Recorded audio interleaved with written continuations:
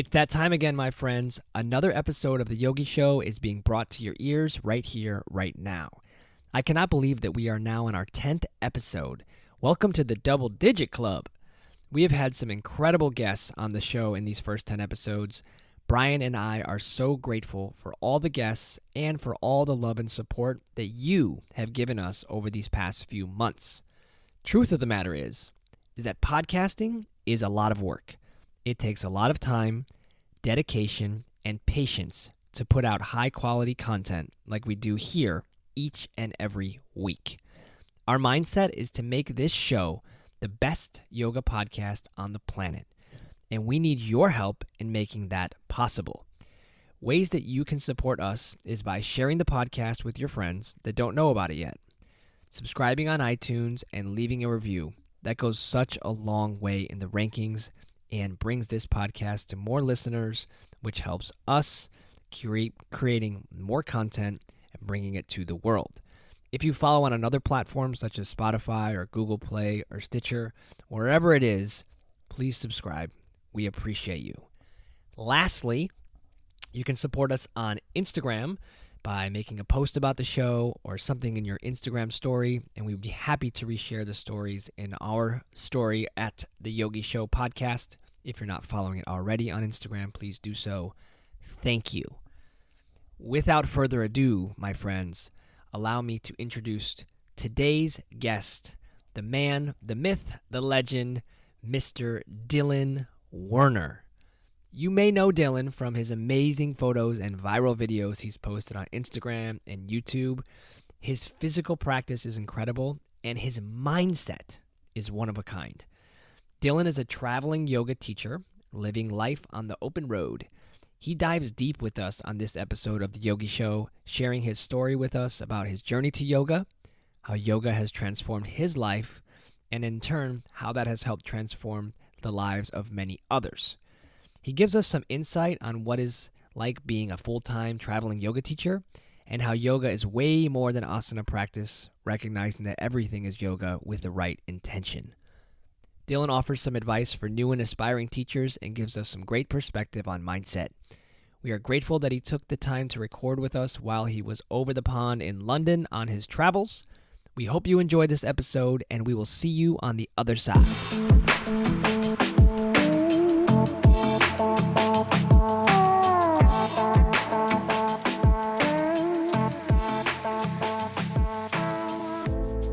All right, my friends, thank you so much for joining us. Welcome to the Yogi Show, Mr. Dylan Werner. Yeah, good to be here. Thanks for having me. Dude, so much fun. I'm so grateful that you took the time out of your busy schedule to be here. Brian, what's up, man? How are you? What is going on, Pedro? What is going on, Dylan? Thank you so much for coming on. We are excited.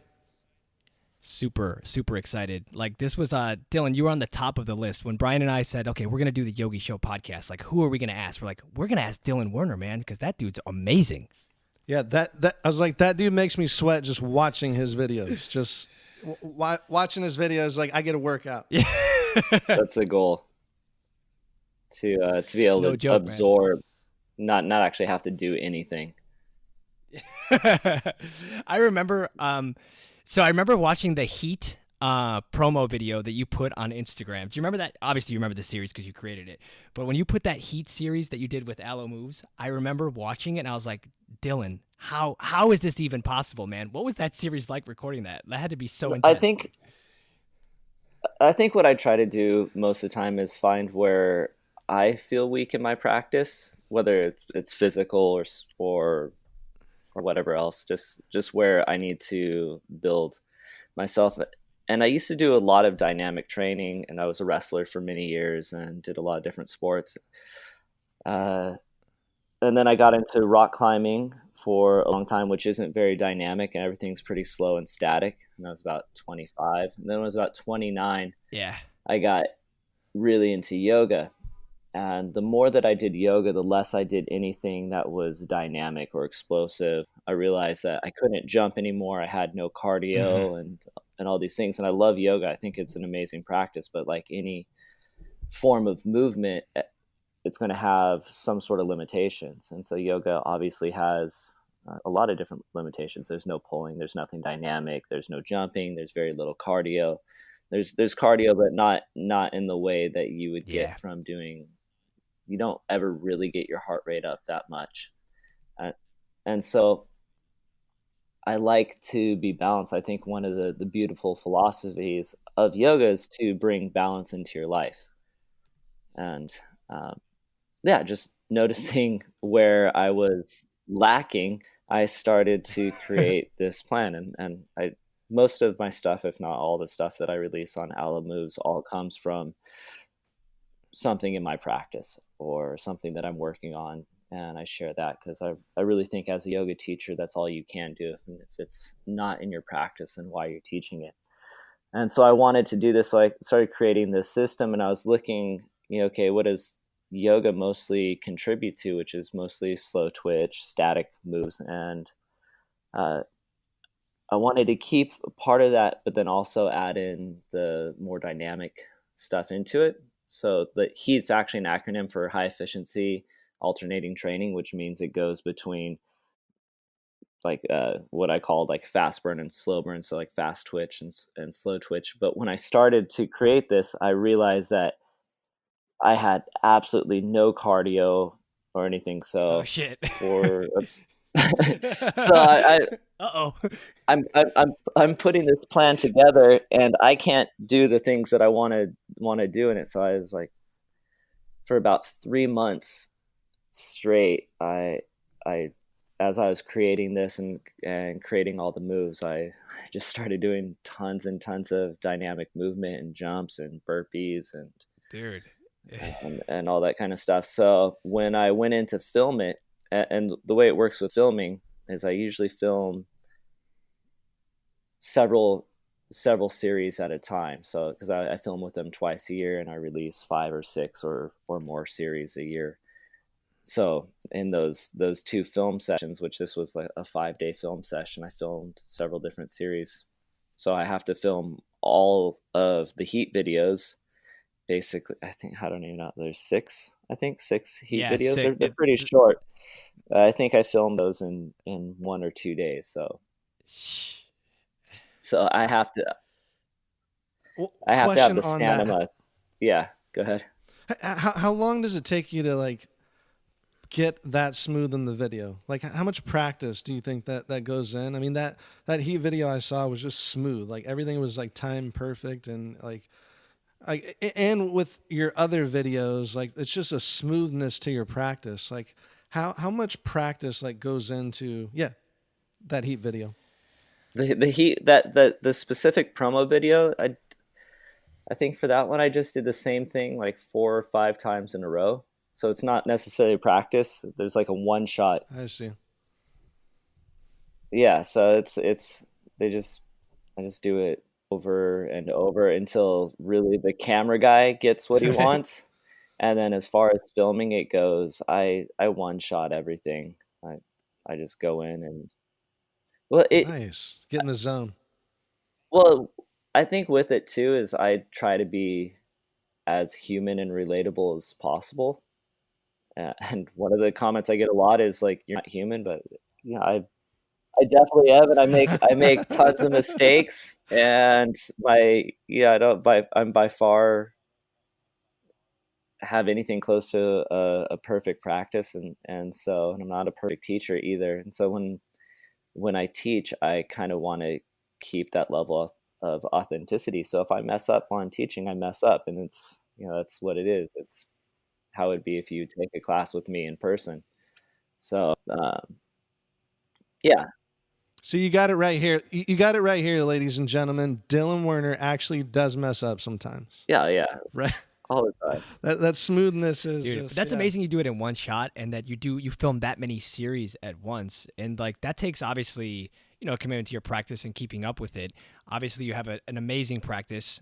Everyone that's listening to this or that knows you knows that, but it comes from like a dedication and hard work. It's not like something that just happened to you overnight, So like when you started practicing yoga, were you practicing power vinyasa, like getting into that right away, or was there another element or dynamic that you started with that kind of led you on this path? Like I said, I was really just rock climbing before. That was my only form of fitness, and I was super serious into rock climbing. And yoga is one of those things that I started to do to help me actually with my rock climbing. And I just kind of fell in love with the practice.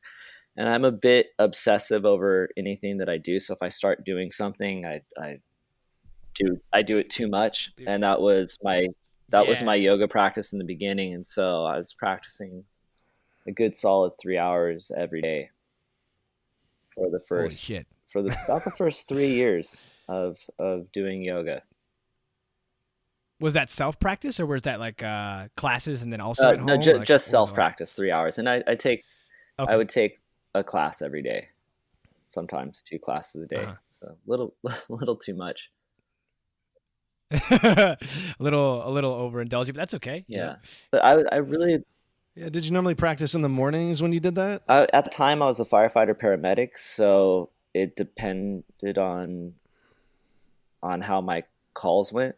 So there's a time that we had where we could work out in the morning. And so I would take that time and then I would finish it in the evening because we wouldn't give me 3 hours. They give you an hour. So I do like usually an hour in the morning. And then after 6, when we were kind of like break for the day, then I would do 2 more hours. Or when I was at home, I would do my 3-hour practice, usually go to a class in the evening. But I like to work out in the morning. I like to practice in the morning. Yeah, same here. I used to be an evening guy, and now I'm all morning. You know, morning is like my time to do it. It's like first thing, like get it done. I actually, funny enough, Dylan. So I practiced the Buddha palms flow this morning. I had done it once before, and then I did it this morning. The class that you have on Alo Moves. Dylan, that shit is hard. That is really hard. Like keeping your palms like that, dude. I was trying to get the movements down. It's like 5 a.m. I'm doing this flow, and I'm like, wait, wait, what? Like, what's happening? But it's challenging, man. I love the variety and the challenge, man. So, do you remember filming that? Yeah, video? Do you remember that? I filmed a lot of videos on that sequence because I redid the whole true strength thing, and so I was doing these one-off classes as well. Yeah, it was right before I was in the Czech Republic, right before I was going to teach teacher training. So, yeah, the Buddha palms thing, that's what's on Alo Moves is really just like a kind of a taste of that practice that I used to do, which is really taken from Qigong teacups, added into Vinyasa. Yeah, that's fun stuff. But that was fun, challenging, all of it. And then like obviously like the dynamic movements within it are super cool. And one of my students actually takes my classes, he turned me on to the app, and he told me about that class. He's like, you got to try this one, and he does it in the class, like when we're transitioning from flows. And I'm like, what is he doing? He looks like martial arts over. Like, what is Jacob doing over there? And then he's like, this is the Buddha palms flow, and I was like, that looks dope, man. I'm gonna give that a whirl, and it was amazing, man. So thanks for sharing that one, man. Thanks for creating that for sure. But do you remember, like, you're going to yoga all the time, you're doing the thing, you're practicing as the firefighter paramedic, you're doing self practice.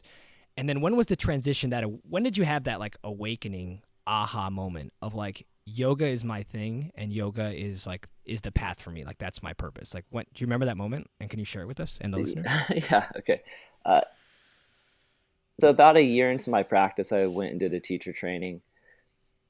And it was during my teacher training that I realized I really wanted to teach, but I already had this career as a firefighter paramedic. So I started teaching at a local studio about 3 classes a week for fun. And I loved it, but I never thought it could be my life. And then I ended up getting laid off from the fire department.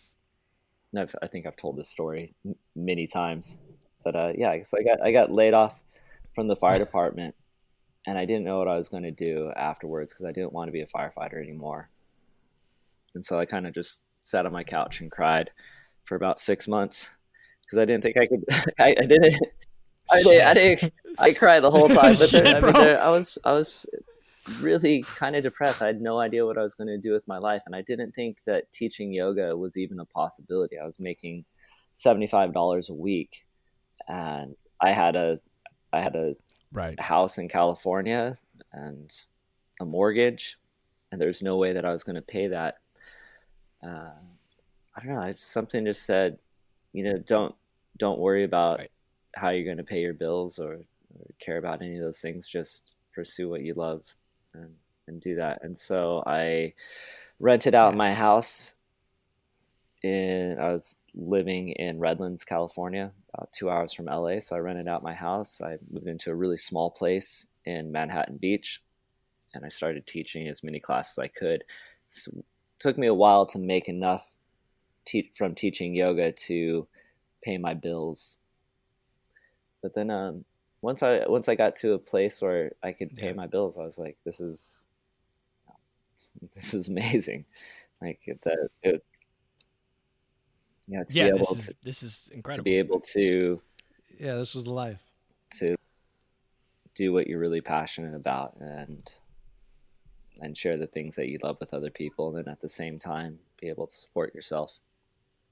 So that was kind of how it all came about. And that's awesome. So kind of worked itself out. I mean, for 6 months, that 6 months had to be miserable, right? Just figuring out like what to do next. You had this career as a firefighter, and then all of a sudden it's like, and that was what, 2005? No, and that was when I got laid off. That was 2012 or 2013. Oh, gotcha. Yeah. Okay. Gotcha. Yeah. So I mean, yoga wasn't like that as big as it is now, right? I mean, it's blown up a lot lately. Yeah, it has. I mean, I thought it was pretty big. I'd been teaching for 3 years already, and it felt like it was pretty big. It's definitely grown a lot, and Instagram has grown a lot. I didn't have Instagram or anything back then when I started teaching. So, yeah, and now you're traveling the world. Where are you calling from today? I'm in London right now. So this, I come to London a lot. I like this city. London. When you don't have a car or anything, it's nice to be in cities where public transit is really good. And anybody that lives in the States knows how impossible it is to go anywhere without a car, unless you're in, you're in New York. You're going nowhere without a car. It's not happening. It's not happening. So that's crazy. You're in London. I'm in South Florida, and Brian is recording today from California on a vacation. So like 3 different time zones, like halfway across the world kind of deal. How cool is that? And then we're all connecting and sharing this. So cool. Yeah. I love you guys. Yeah. Very, very, you're inspiring, man. I've been to California a few times. Funny enough, in 2012, I did my Bikram yoga teacher training, and I was in LA, like right at Sepulveda and Century, like right by Manhattan Beach. We used to go to Manhattan Beach all the time when we were at training.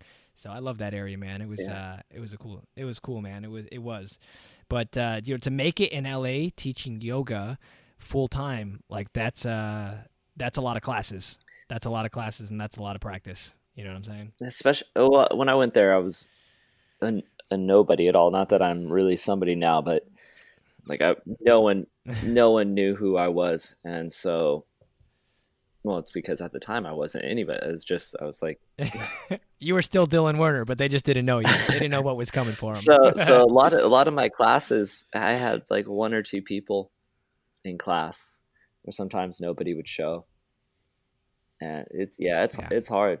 LA is the mecca of amazing yoga teachers. There's so many really great, talented teachers down there. So if you can make it in LA, then I really think you can make it anywhere. It's like a comedian in New York. It's like, yeah. What's your advice to like the new yoga teacher within the first year of their they're out teaching? What advice would you give them? The first thing is, be a great yoga teacher. Mm-hmm. Which my advice to anybody that's a yoga teacher is understand what makes you a great yoga teacher, because it's something that is so completely subjective. Like you think what makes somebody good is it your cueing, your sequencing, your own practice, your whatever it is. And really the only thing that makes a teacher great is the fact that they have students that love them or her. That's so true. So if you just do everything that you can to kind of be your best when you go out there. And even if you're teaching to one person or 100 people, it doesn't really matter. You go out there and you teach your best. Yeah, and just leave it out there. That's really what I did when I went to LA. I gave the best class. I always showed up prepared. I never half-assed anything. I said yes to everything. I taught as many classes as I could. Yep. Yeah. Been there. Yeah. It's a lot. Been there. How many were you teaching? What was like the max, like the height of your teaching? I think I had on my schedule, I think I had 18 scheduled classes, and I was doing plus privates, 9 or 10 privates a week. And then I'd pick up, I'd sub also. But it's almost necessary. I didn't really become successful as in a monetary way until I started to drop all my classes, and I learned how to make better use of my time. Yep, the less is more approach for sure. The 80-20 principle. And so I started focusing. Yeah, 80-20 for sure. So I started focusing more on teaching workshops and traveling, and then opportunities opened up. And then pretty soon I was being invited all over the world to teach. And then pretty soon I was homeless and only traveling and teaching. Homeless, it's a weird way to say it, but I gave up my roots, sold my car, moved out of my apartment, sold my house, got rid of all my stuff, packed a suitcase, and it's just been out on the road since then. And bye. There you go. There you go, man. That's inspiring, brother. Very inspiring. Yeah. I heard this quote, and I claim it's Brian Kess, but I might have made it up. I don't know, or I might have just mashed some things together of what he said. But I was watching one of his videos, and he was saying something that, just teach yoga, practice yoga, and the universe takes care of the rest. And, from people that we've talked to so far in this show, in this podcast, on Instagram Live, that seems like the common thread is they just went deep into their yoga practice. It was life-changing. They got many other things other than the physical, and the universe just took care of itself. Is that, sounds like that kind of happened with you. I mean, 6 months unemployed after being a firefighter, and then just, really dived into yoga. It just kind of, the universe took care of itself. Yeah, there's that saying that if you do nothing, nothing will change. You heard that? Oh yeah. I think that, if you do nothing, nothing will change. Well, that's the most bullshit statement I've ever heard. Because if the universe has one law, it's that everything is continuously changing. That is so true. So if you want to, like Gandhi says, be the change, but it's like, how do you want to be the change? What is the energy that you're going to put into that change? And so really it's what you put into it. And sometimes you put a lot of energy into something that's not the way that you need to be going. And I think the universe definitely resists any feel the pushback. And then sometimes it's exactly what your purpose is and your meaning, and then everything just kind of opens up. So for me, I put so much energy into being a firefighter paramedic, and it was like most of my life. And the universe definitely didn't want that from me. In fact, I first got laid off because of budget. Then I came back I got hired back on, put on a 6-month probation. And after 6 months, I got let go because they told me I wasn't a good fit. I didn't belong there, essentially.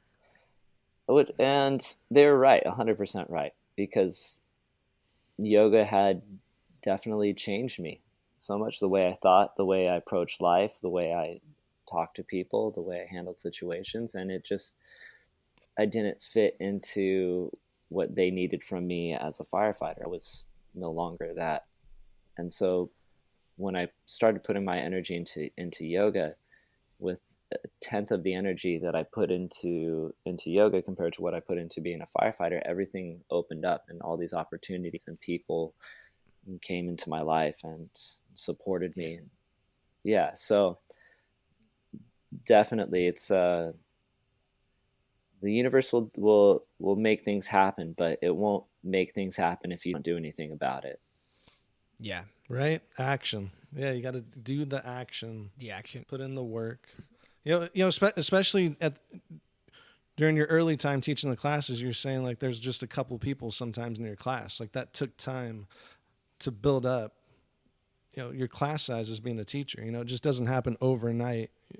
Your first year as a teacher. No, I'm really glad it didn't, because I know people now with the days of social media, and they're out there and they have these huge accounts and they're not really teachers, and they go out there and they start teaching to these full rooms, but they don't really understand what it is to be a teacher yet. So I'm glad that I had to go through that struggle, because I don't think I would be the teacher that I am today without realizing that. There's something about walking the path and understanding the spectrum. When you know the full spectrum, you have a better appreciation of everything. You could really use that to share with other people. But when you just start that one thing, you can't expect to know much. So I feel you can't. I feel very fortunate. Yeah, there's no way to like pour like from an empty cup. You have to keep yourself full, and you have to fill yourself with the knowledge, and take the time and to go within. And a lot of it is like introspective. It's like a learning from within, and sharing. When you were talking about earlier about be the yoga teacher, like be the yoga teacher for you, like basically for you, like share whatever is the message that you're going to share authentically, with your practice and whatnot. And it goes from like, for me, it started as like asana, and then it got into like more of the meditative experiences and self-reflection and going within, because that's where the journey really, I started to really feel the journey beginning for me was that the journey began within. So I'm assuming, and I don't know, and I'm curious to know now, like you started a lot of vigorous, intense practices, and then teaching yoga, and then that meditative element, are you into more of that space these days and sharing that as well, as the asana, or when you're teaching, or is it kind of like a mix? How does it go? I think anybody that follows me on Instagram and reads what I write probably see that I'm more focused on the philosophical side of yoga than so much the physical side. But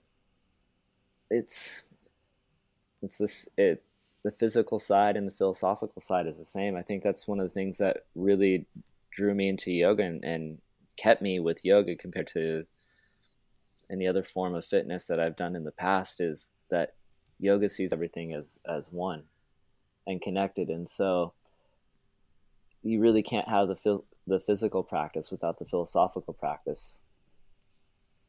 I mean, it's the container and the contents, and both are important. They share a synergistic, copacetic relationship, that the body needs the mind and the mind needs the body. So I kind of put equal attention on both. Which is great which is awesome to get into, the body. And that's one of the great things I feel about yoga. Like if you don't have like a spiritual or a, like a practice, like a meditation practice, yoga gets you into that, just that moving body meditation. Like you're gonna feel good. Meditation's really hard. Connection. And for me, it was too hard for me just to start meditating. I couldn't do it. I couldn't sit down and have that practice. I needed the physical practice to use as a tool to focus my mind, because my mind was all over the place.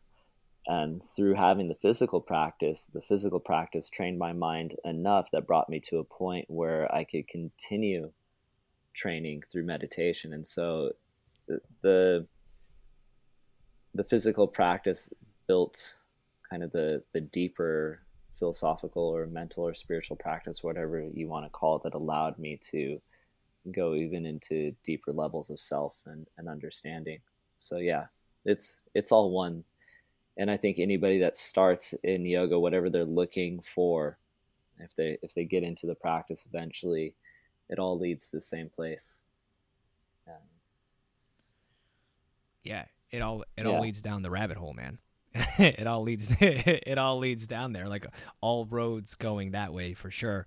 I remember starting a practice, and again, just for asana, and then once I found that space of like, oh, like if I just lay here after a vigorous 60 or 90-minute experience, like there's a whole lot more happening when I'm just sitting here than when I was doing all those poses. I felt like, and then I started marrying the connections, and that's where that's where like the magic is happening for me. The magic was happening in the savasana. I was gaining clarity and being able to feel things and see, for the worthy of like receiving, all these amazing benefits from the practice that I was like holding myself from doing until I had the intention behind it and allowed to soften in and receive. Yeah, that beautiful. was for me, that's how I feel. So let me ask you this, like, so these days, obviously you're leading, these trainings around the world, you're sharing all these messages. What is it that, if there's someone out there looking to become a yoga teacher, right? And they're like, well, I kind of like doing it for, I like vinyasa and I like yin and I like raja or whatever it is. Is there a piece of advice that you might be able to offer a listener that's looking to find a teacher or teacher training that they haven't been able to find yet? Something that like, can guide them on their path. And you can shamelessly plug your own training. That's cool, man. No problem. This show is available for that. No, I don't need to plug my own training. I know, bro. Your training's going to be full no matter what. No, I'm not saying that, but I think when it comes to a teacher training, I know a lot of people when they're looking for it. And when I chose my teacher training, I got lucky because I loved my 200-hour training that I took, but I chose it because it fit into my schedule. It was cheap and close, and so that's why I took it. Yeah. Luckily, who was it with? It was with Yandara. So Yandara is like they're out of Baja, Mexico. Okay. And luckily, I met a teacher down there that I really connected with, and we had like this bromance that he opened up. We know all about bromances on this show, man. Yeah, it's like he just opened up this whole spiritual side to yoga because when I went there, Yandara tends to be a bit more spiritual, but my practice was so physical and it was lacking so much in what yoga really was that it opened me up. So I was lucky, but I know there's nowadays, especially with yoga teacher trainings becoming such a business, there's so many trainings out there and so many people that are putting on trainings that really have absolutely no business doing a training. And I feel that. And that's just because they don't have the experience or the knowledge or maybe they're just not there yet. And then also on the other side of that, there's tons of amazing teacher trainings out there that people just don't know about. You don't have to have 1 million followers on Instagram to be a great teacher. In fact, most of the great teachers I know have small or no social media accounts. Yeah. I feel that same way about the social media thing. It's like, it's just because they have 1 million or whatever the number is, like, it doesn't mean that they are necessarily the best yoga teacher. Doesn't, and maybe there are some of them that maybe are, I'm not here to judge one way or the other, but I know exactly that feeling of like seeing a teacher with like, let's call it 1,000 Instagram followers, but has been teaching for 20 years and like really knows their shit. Like, that's the guy I want to go to. Yeah. So with it, I would say the first thing is don't choose a teacher training based on location. A lot of people want to go to Bali or Thailand or one of these vacation places to do a teacher training. That's the wrong reason to do it. Go there for a vacation. If it's a good training, you're probably not going to see much of outside because you're going to be busy training. Going to be busy doing the work inside. Yeah, exactly. And you don't want to be there on a vacation anyways. So, and then you have like immersion trainings where you go away, or you have trainings that you do like 1 week in a month. So you have to find something that fits into your schedule. But I think the most important thing really is finding a teacher that you align with. something that speaks to you, that is going to push you in the way that you want to grow. I don't think good teachers are easy teachers. You know, you need to find somebody that's going to challenge you and make you do things that you don't want to do, and maybe even ruffle the feathers a little bit. So yeah, it's all about who your teacher is, and also don't put too much importance on it, because you can do more than one teacher training. And that's right. I recommend doing more than one training. Have you done other? I mean, obviously you've done other training since, like I assume. Yes. Yeah, of course. Yeah, of course. You know, it's like it's continual. Like, and as a yoga teacher of 7 years, for me, it's like you're always continuing the education. It's like you don't stop learning. You know, there's always growth. There's always more to learn for me, all the time. And I think that goes for any yoga teacher, because you don't want to get stale. You know, you don't want to get stale in your offerings and your teaching. So, are you still doing Austria? Are you still in Austria for training? Austria was just for this last one. Next year is going to be in Munich. Yeah. Munich. Or outside of Munich in Germany. Amazing. I think I'll be there for the next 2 years. I found a really great place. For one of the things I look for in my teacher trainings is something that is kind of remote, that's in nature, because in my 300 hour we do like a solo nature quest where you go out for 24 hours and you fast and you sit in nature and you meditate in the nude and kind of reflect on your inner nature and your true nature. So there's not a lot of places. There's very few places in the States that I know that you can do that, and there's definitely no places in Asia. So Europe tends to have more places like that. So yeah, in this beautiful place in Germany, Munich. Congratulations on that. Yeah, congratulations on that. It's hard to find locations. So no doubt. I'm pretty, because there's so many. Go ahead. I didn't mean to cut you. No, yeah, I'm pretty stoked with this one, because it kind of meets all the criteria that I have for my training. Yeah, I can feel it in your energy when you started talking about Munich. You were like, "This is happening. Yeah. Like, this is the spot. This is the spot." You know, I have a friend that was just recently asking me about doing teacher training, literally like this week. Her name is Monica, and I said, well, I'm gonna get on the phone with Dylan Werner. I'm pretty sure you should go to his training. And she's like, I follow him, and she's like, I've done some of his classes, and I'm like, they're hard as shit, but the guy knows he knows what's up, man, and he brings it. So, and when I saw the video of the Austria, the training that you did there, it just the energy that you create around the group looked so much fun. Like the dancing, like how fun is that? So you played a handpan. Is that a handpan? Yeah, I have a handpan and a ravas. I have a few instruments that I have scattered around at friends' houses all over the world. But yeah. Your stuff is everywhere, man. Like, you can go anywhere you want, and someone's like, yeah, come on over, Dylan. Come on in. Yeah. So, yeah, we have a good time. My trainings are more hard than they are fun, though. I think everyone cries a lot going through them. And there's nothing easy.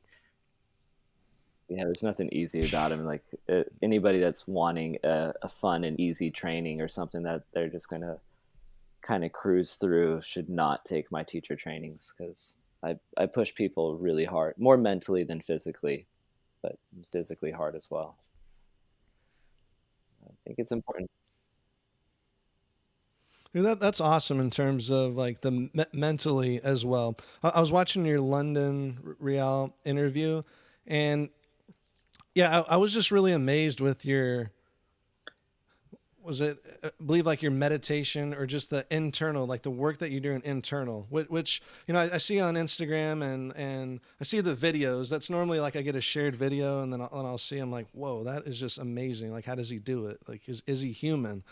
But, in that interview, I noticed like you really have that deep spiritual connection. Like, talk to, like, how did that really, how do you find balance? Let's just go there. Like, how do you find balance? Instagram, like teaching all the time. Like, Like, do you have a morning routine that you do every morning to kind of get you ready in that internal mental mode? I don't have as much routine as I'd like because I'm usually in a different place, and so it's kind of hard, and my schedule changes all the time. But I wake up in the morning and I meditate, and that's kind of the one thing that I always do. And then other than that, I try to do a practice in the morning. Sometimes it pushes a little bit more towards the afternoon. Depends on what kind of clerical stuff that I have to do. I don't know. It's hard. You have to be really self motivated. So so because I get to make my own schedule, I kind of put my stuff together, and I spend a lot of time studying because I think it's important to continuously grow, and I sign myself up for trainings. I just did a training in Denver. That was like awesome, interesting training. It actually, there's I don't even know if I want to talk about it. It was on removing the shadows, but it was the worst training I've ever taken in my life. But it also because of how bad it was. Shit.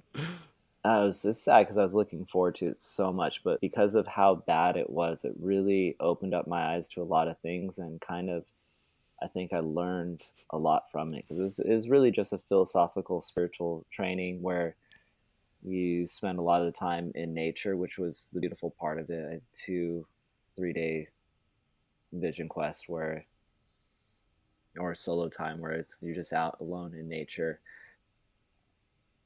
And the whole time I was camping, but yeah, just so that part was good. But the other part of it, in the training part from this kind of master guru person, was so hard for me. And the room was full of like a lot of guru worshippers as he taught, and then he wasn't prepared at all.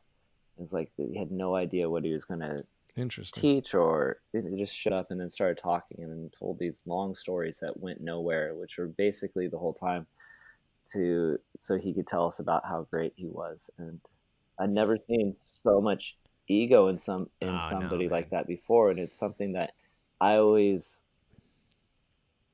I get really self-conscious of me coming across like I have any ego, because automatically I think people assume anybody that has a bunch of followers or anything like that they're going to have an ego, or at least that's what I assume people think of me, that I have this big ego. I would say that. So I would say that's a fair assessment. Just from my own stuff. And I'm not Dylan Werner, but just from my own, Instagram and things and stuff in the community. Like, I think people think that, and it's like so which unfortunate. I don't mind. And like, even like you, I'm not Dylan Werner. Like, what does that mean? So I hear these kinds of things all the time, and people are very kind, and they say nice things to me, and I'm really appreciative of all the things that I've been able to do as far as being placed in front of people or being in their path to help them with change. But it's not me. Like, I've done nothing really to do that. People do their own work, and so I've always recognized that, and I kind of want other people to recognize that as well, that it's not me. So, and when I was younger, I definitely had a much stronger ego, because my whole life I was trying to prove that I was good enough, that I was worthy, that people should like me for something. And I think this path of yoga really led me to understand that it's not about me, and I don't have to prove anything to anybody, and certainly not myself. And so that helped me stop trying so much. And so, yeah, ego is such an ugly thing, and I definitely don't. It's fine if people judge me without knowing me. Everyone's going to do that, but I would hate it if people talk to me or know me and then afterwards be like, "Whoa, that Dylan guy has such a huge ego and is so full of himself," or whatever. So that kind of brought up maybe some insecurities in me, which were good, because it's something that I definitely want to continue to work at in my own practice of trying to stay as humble as possible, especially when people want to like lift you up and kind of glorify you for whatever reason. Right. Especially in the yoga community. I've been teaching 2 years now, and that was part of my training, was that, I'm just holding space for students, and students are going to give you way more credit sometimes than what you're actually doing there, and it's like, you got to be a mirror, reflect it back to them, like, hey, you showed up, you did the practice. Like, as yoga teachers, we're holding space, making sure that, they're in the proper form, but really, like, the students are coming there, they're doing the work. And I feel like the best teachers are the ones that are holding space for the students, and just, no ego out of it, and just reflecting their hard work back onto them. Because as teachers, it does happen. Yeah, exactly. So that's what I learned from that last training, and that was a couple weeks sleeping out in a tent in the forest. I never camped before, bro. I don't know what that's like, especially by myself in a forest. Yeah. Well, my tent only got eaten by a bear one time. What? Really? Oh my gosh. Yeah. Is that why the training was bad? Like, the bears? No. I mean, there's bears and stuff. That was bad. I mean, I had to, in the middle of the training, drive like an hour to a town to buy a new tent and other stuff because I got destroyed. But no, the bears were fine. A bear would mess up my meditation, I think. Sitting out there. The mosquitoes are a hard part. I hate mosquitoes, dude. Mosquitoes fucking love me, and I hate them. Yeah. Maybe I need to change my relationship with the mosquito, and they'll leave me alone. Yeah, I'm the same, and there were clouds of them. It was like Armageddon of mosquitoes. Gosh. Yeah. Oh no, Dylan, have you done a Vipassana? No, I've done similar stuff to it, but not the traditional Goenka Vipassana, like where you're in a group. I've done it solo. Okay, just like on your own. Yeah. In a space. Okay. How long was it? Just curious. 9 days. It's a long time. Wow. Gosh, I haven't done one. Life changing. Yeah, what was that like? Yeah, Dylan? life changing. It is, and I did that in nature. Beautiful. What country? So, because I know you've been Sweden. to like all of them. Yeah. No, not all of them. I'm booking out my 2020 right now, and I'm adding some countries I haven't been to yet. Exciting. Yes. Man. How exciting is that? So I'm planning on going to Vietnam. I haven't been there, and I'm going to teach there. Nice. I'm going to Dubai. I haven't taught in Dubai yet, which I don't know why, but now I am. And then I'm going to go teach in South Africa.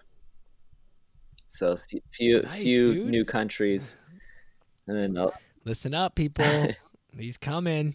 He's coming. And then a lot of Dylan is coming to Dubai. We did a live show on Instagram, and I have some products, and I normally say I'll ship them, but if you're in Dubai, I've never shipped there, so it's funny. Not happening. Ladies and gentlemen, Dylan is going to Dubai, but not with our shirts.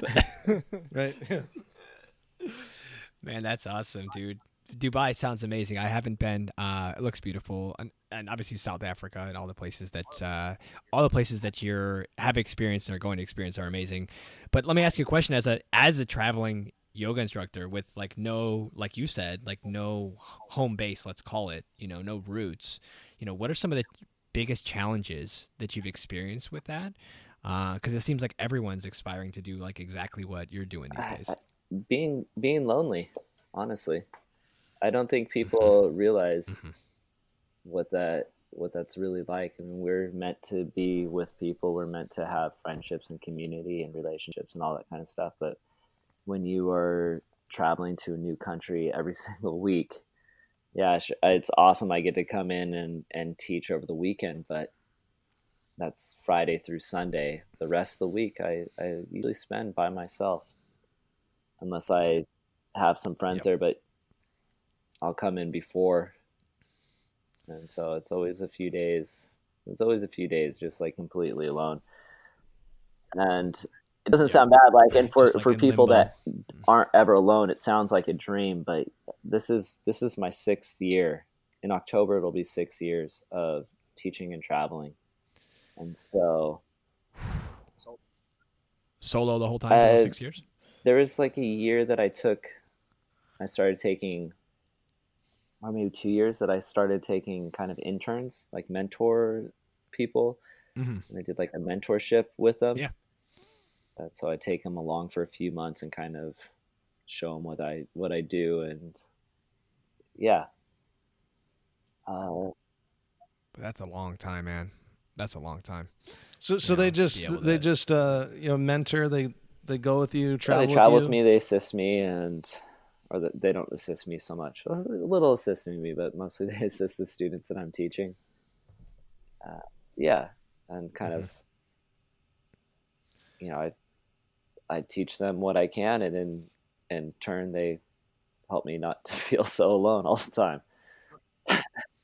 But right. But then I got more comfortable being alone, and I decided I don't need to do the mentor thing anymore.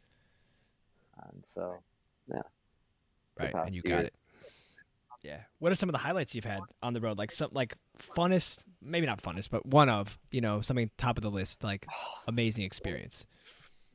Solo or with the group. I'm sure there's many, but one that comes to you. It's hard. I've been able to go to so many different places.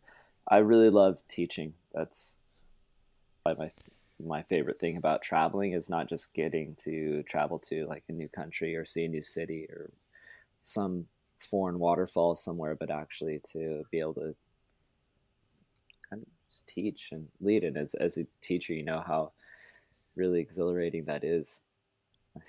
Oh, definitely. Like just leading people. For me, that's the highlight of my week.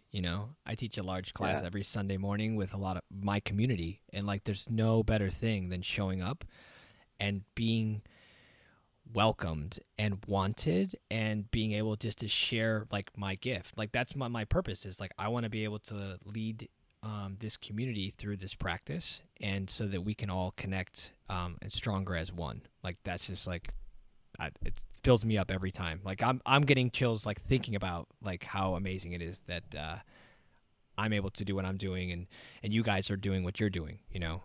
Totally. Yeah. So teaching's always a big highlight.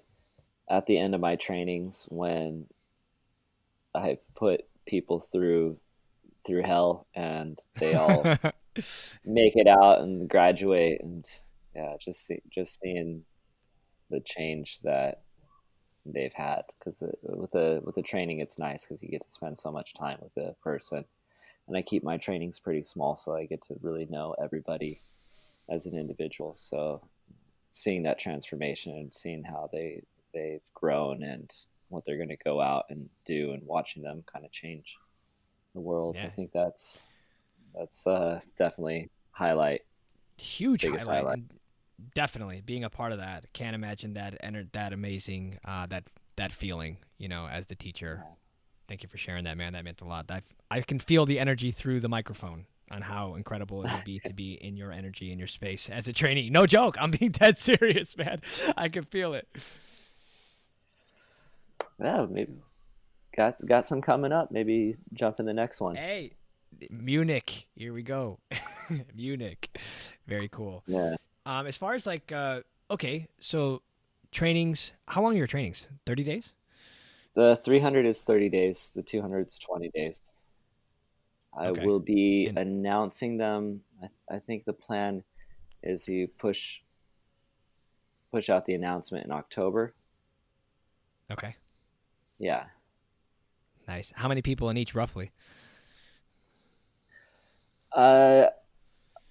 They've been 26, but I'm making them a little bit larger just because the place in Munich holds 70 people, and fill the space, and to pay for the space, I need to add a few more. But I'm going to cap it at 30.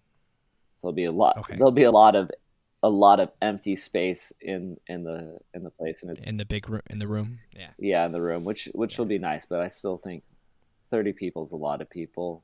But compared to some trainings with other huge famous yoga teachers, it's relatively small. It's small. I went to Bikram training 2012, 441. Yeah. What? So yeah, I mean, definitely smaller. You know, like way smaller. Brian, how many were in your training?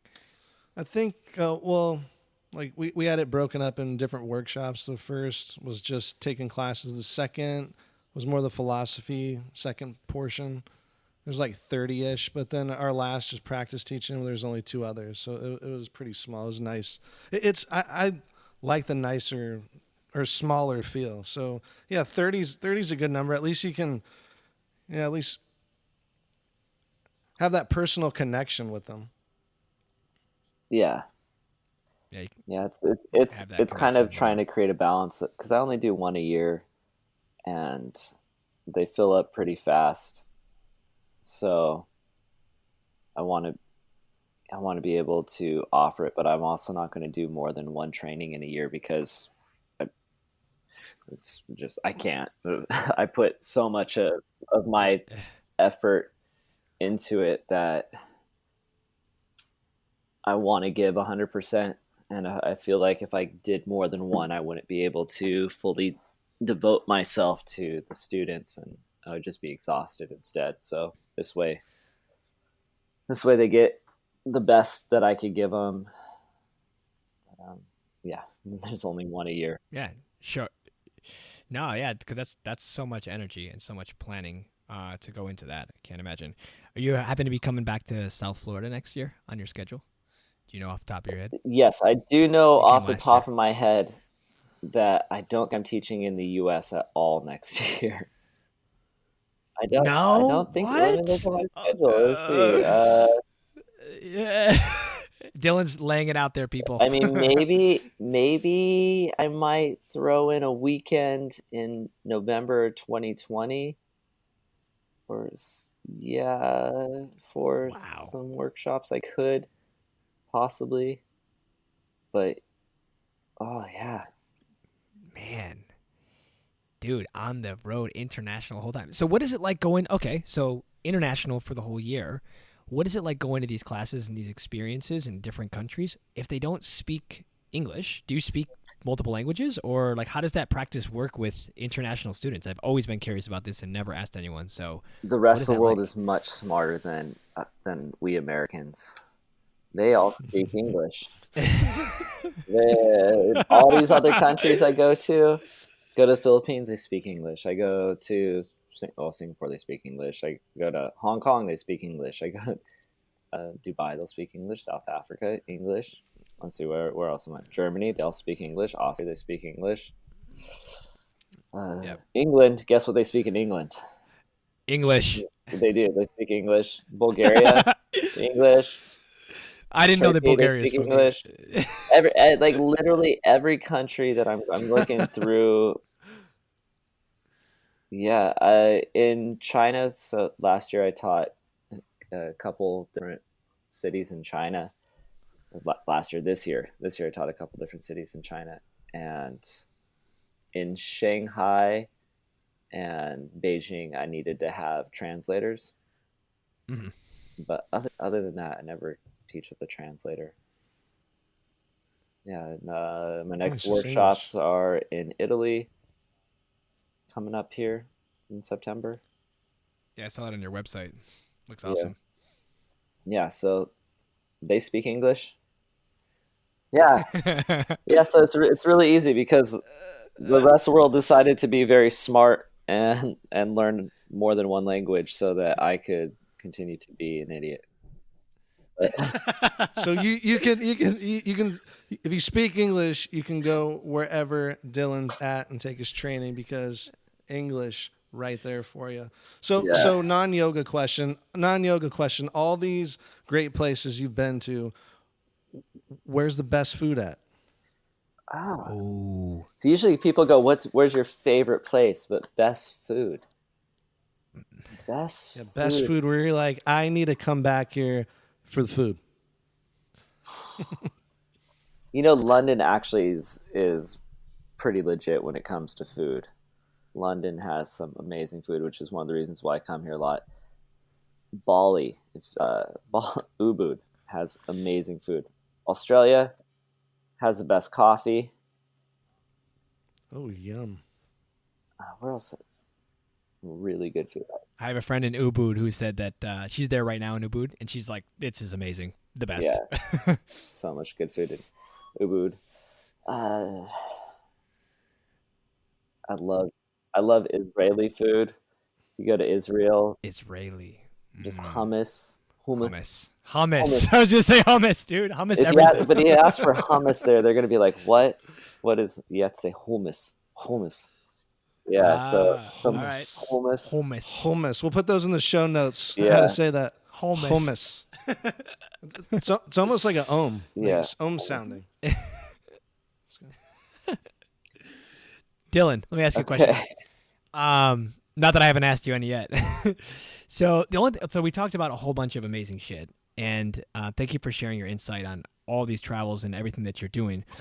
How are you killing it so hard on social media, though? Like, for you years. Want to know my secret? Was it? Yes, I do. I put share very little effort into it. And it grows organically. I rarely post.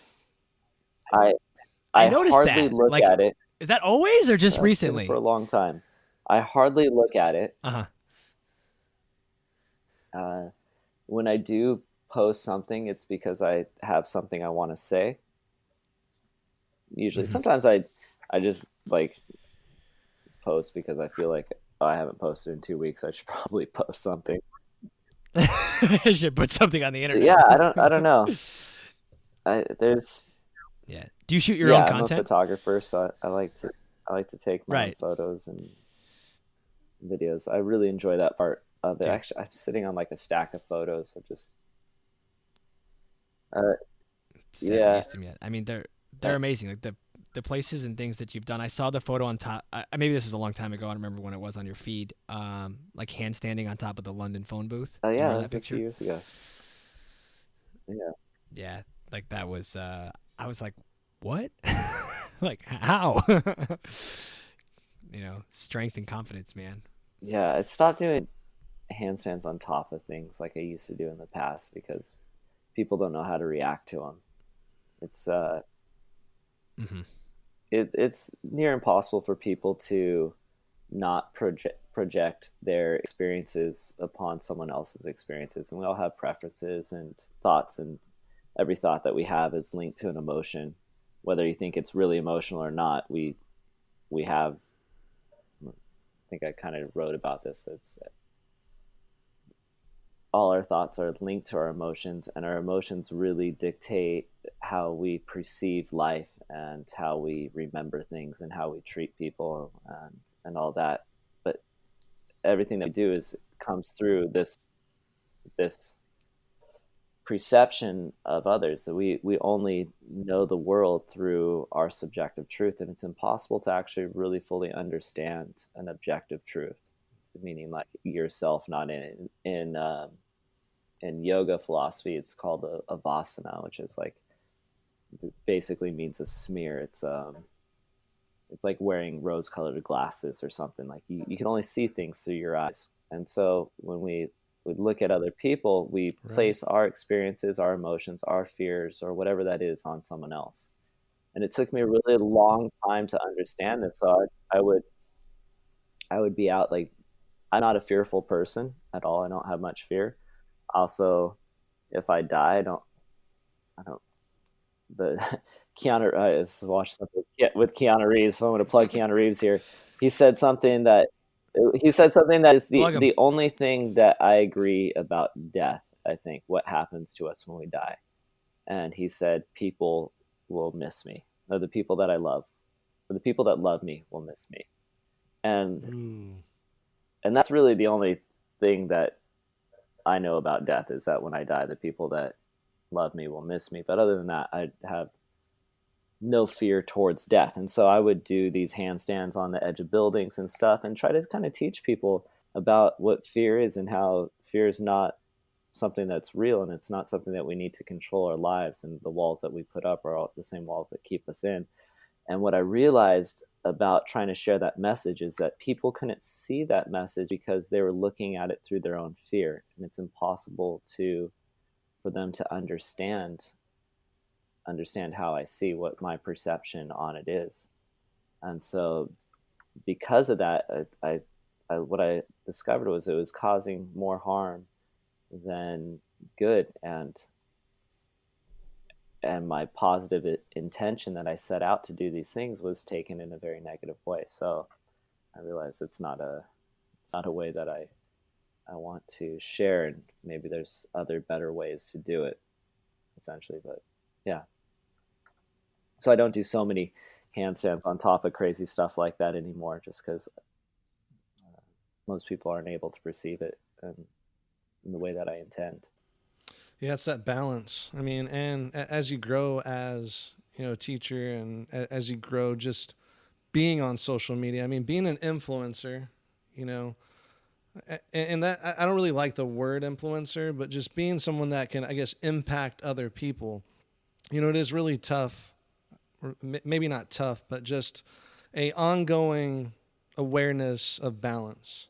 And in a interview I was watching on YouTube, you were talking about truth, and you were talking about how truth is really in the present moment. So can you elaborate on that? Just the present moment, truth, authenticity. We should, since this is a yogi podcast, right? Got it, man. Yeah, the yogi show. We should talk about yoga philosophy, maybe. Yes. So the yoga philosophy on truth comes from the word sat, and the word sat means that it is unchanging, essentially. So anything that can change, anything that is, basically anything that changes is not truth. This threw me for a loop for a while, because if the fundamental law of the universe is that everything is continuously changing, interconnected, interdependent, arising and returning to the primordial source, then how can something be true if it's changing? And the only thing that is unchangeable, the only thing that is really true, is the present moment. And so the present moment is continuously changing, but it's continuously changing as a present moment, which is the unchangeable experience. And really, it is the only reality that we have. It's the only reality that we know or we see. We use these constructs of things, of time, to understand past and present because we are blessed with a memory. But if we didn't have a memory of anything, we would experience things like plants experience things, which is to be completely present in what's going on. The constructs help us throughout life, but it's when we base our life upon the constructs of time, of wanting to hold on to the past or projecting into the future, that we start to make choices and decisions based on something that's not truth, meaning that's not now. Mm-hmm. So it's really, as yoga teaches us, to understand the unchanging truth is to understand what it means to be fully present. Yeah, like presence is the key. Amazing that, the timing of the universe is so amazing that you just said all of that. And I sent, I'm just going to relate it to an email I sent to people yesterday about being present, in that yoga is the intention behind your action, and that you can be present in all things, and we can call that yoga. Being present with your family, being present with your spouse, holding your spouse's hands, or even catching your own eyes in the mirror. Like if you're in the mirror, for whatever reason, I have this habit, I brush my teeth and I walk away from the sink. I finally recognized it like a week ago. And I came back to this thing. It's silly, but I mean, I'm brushing my teeth and I'm looking in the mirror and I'm like, what is it that I'm not wanting to be present with, that I want to be lost in this thought? If I just catch my own eyes in the mirror and pause for 1 second, I recognize that I bring myself fully into the moment. And that's what yoga helps us do, is to come right here, right now. Yeah, you know, exactly. Totally, man. Well, that was kind of deep, Dylan. Thank you for sharing that, man. I was having a spiritual experience by you sharing. I was like, dude, this is it. This is so right. And obviously it is. Like, this is what the yoga philosophy is, you know? Yeah. What makes you most present these days? Like, what is it that brings you to the moment these days the most? Probably scrolling through social media. Yeah, spending hours on YouTube, chilling and watching Netflix. That's awesome. What? Dylan, you throw me for a loop, bro. Oh my gosh. Oh, seriously, what brings me most present? Intention, I guess. Mm-hmm. I think that's what meditation and yoga and all these tools. So I like to think that we don't practice yoga. We either, and this is all semantics and kind of like my opinion on it, but we're not actually practicing yoga. Yoga is a state of union, a state of being present. It's kind of the result of our practice. What we practice are the tools of yoga: meditation, asana, pranayama, philosophy, all these different things that all lead us to the state, so that when we do these things, that we can be in union. And so it's really the practice that kind of guides. And as you train yourself, you understand how to use these tools a little better, to the intention to be present, to kind of see things for exactly as they are, rather than seeing things as you see them. I think that's really been one of the things that I've been working at most, is understanding the truth as much as I can, and removing as much as my subjective experience and my preferences. A long time ago, when I did my first teacher training, my teacher there asked me, what would your life be like without preferences? And it's a question that is stuck with me. And it's something that I bring into my teacher trainings, and it's something that I think about all the time in my life, of what if I could remove the preferences that I have. And this doesn't mean don't enjoy things because you like them, but it's really, we limit the joy and the experience of life. Is a beautiful thing, but we decide that we don't like things for whatever reason, and this basically limits our ability to be happy. And so if we're able to remove preferences, certain things, basically I don't like this, or I would prefer this, rather than this is what it is, this is exactly as it is, and I don't need to change it. I could fully enjoy what it is. And I think that's really the key to being present. Is when you remove the preferences of you wanting it to be different than what it is, then you're able to fully be present. And until you can do that, you'll never ever find what it is to be happy in the present moment, or be content, find the santosha, because you're continuously looking for things to be different than what they are. Dude, that's I'm soaking that up. That was that preference thing is going to stick with me, just like it stuck with you. Yeah. That's not going anywhere. That's sticking with me. And if you're listening out there, take that in, let that sink in, and I think there's so much value in that. So much value in that. 100%.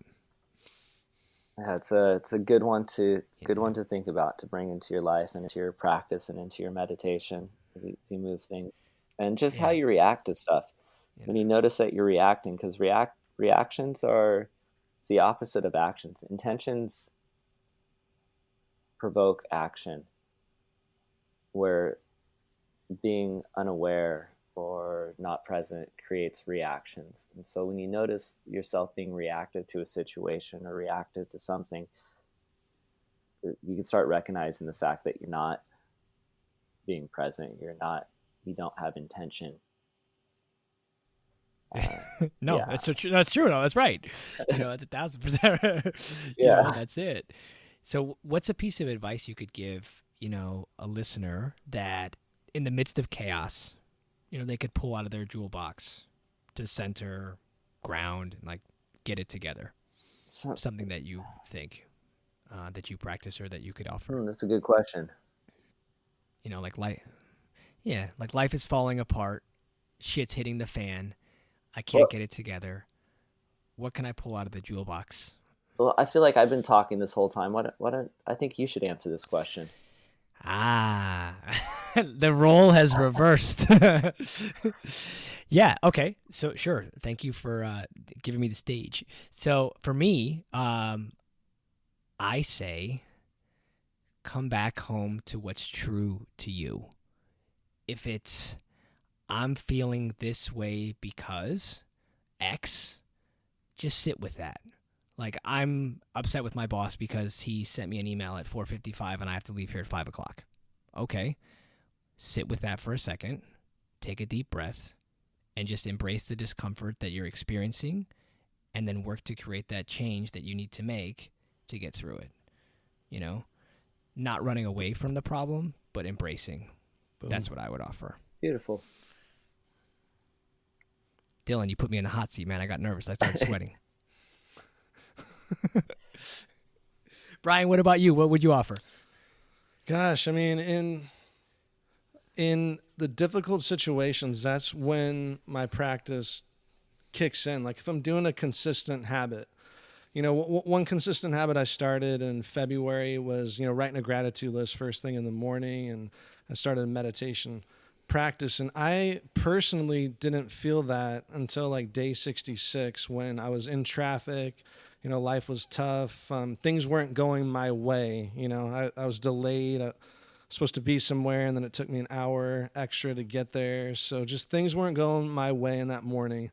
And then I came back to the gratitude. I was like, well, I have a car, I have coffee, I got my health, things were good. So I really noticed that change in my brain. So I think the one thing that really helps me get out of a rut is the work that you put in before I get there. The gratitude list, the consistent habits, body's a habit, body's a subconscious mind. So it's like getting in the action, doing something or not doing something.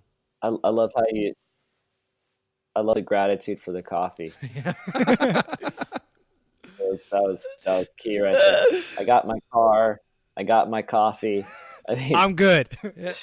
Yeah, I'm good. I can sit in this traffic. Else, bro. Yeah, I can sit in this traffic. I could be in so many other places that are worse than my moment right now. And then that's really the practice of yoga meditation. It's like I can come back to my breath, in rough times, So it's really like that pre-work of your practice, doing all that stuff before. Yeah. Brian, I remember that day. I remember you I don't remember how the conversation went, but I remember that day specifically, the one you're referring to in this moment, and that you came to that gratitude list and shit wasn't so serious, man. It just wasn't. It wasn't so bad that you were in that traffic, or that situation, and it happens, Yeah, and it's like when you think of and I'll go deep here. When you think of just the whole cosmos and the universe, it's like, I was playing pickleball with my family yesterday. Yeah, pickleball. It's a fun little game, but it's like, if I'm getting frustrated out there, it's so fun. But yeah, I'm playing out there and I'm getting a little frustrated. I'm really in this whole world, these pickleball courts at this resort, who really cares about, is this good or bad? It just is, And that's with present moment. That's with life. It's it just is, taking the preferences off, taking the expectations off. You're stuck in traffic. That's what it is, You got coffee, sit with it. It's not so bad. Yeah. Enjoy it. And when you're in California, there's a lot of time stuck in traffic. Right? Yeah.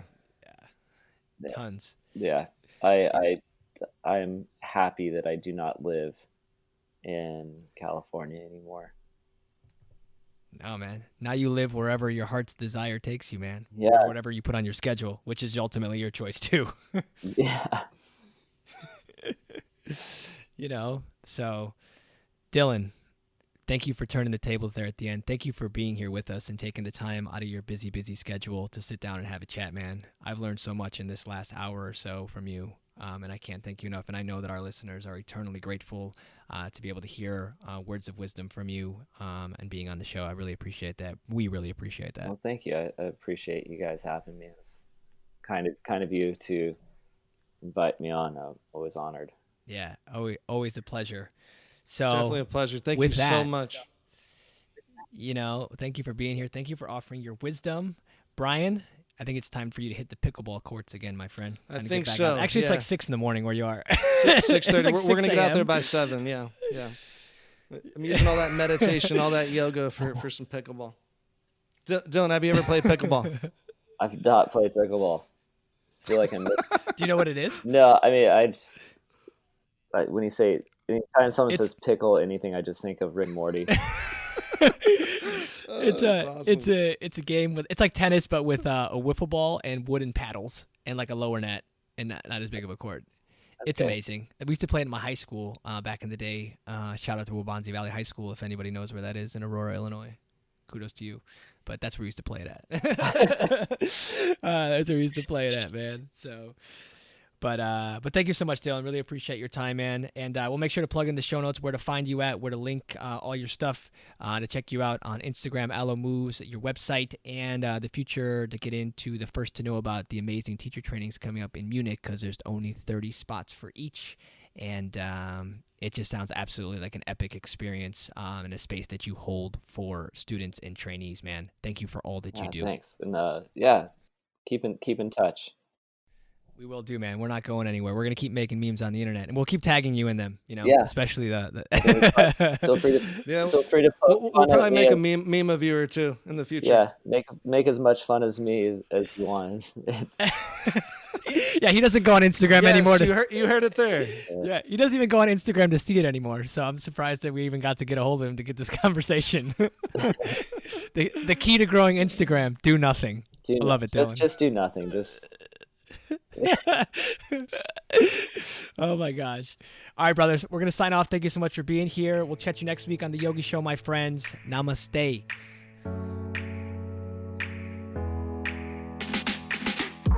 Thank you so much for listening to the Yogi Show podcast. If you haven't told your friends, family, yoga studio, grandma, grandpa, tell all your family, friends about the Yogi Show podcast. Subscribe, leave a comment. We appreciate you. Special thanks to DJ Taz Rashid for the intro, outro music. You got to check him out. You got to add him to the yoga class playlist. And thank you, Dylan Werner, for coming on to the Yogi Show. If you haven't checked out his Instagram, get ready to sweat. I mean, his Instagram is lit. Ladies, gentlemen, boys and girls, check it out. Thank you, thank you, thank you. Gratitude, gratitude, gratitude. Namaste.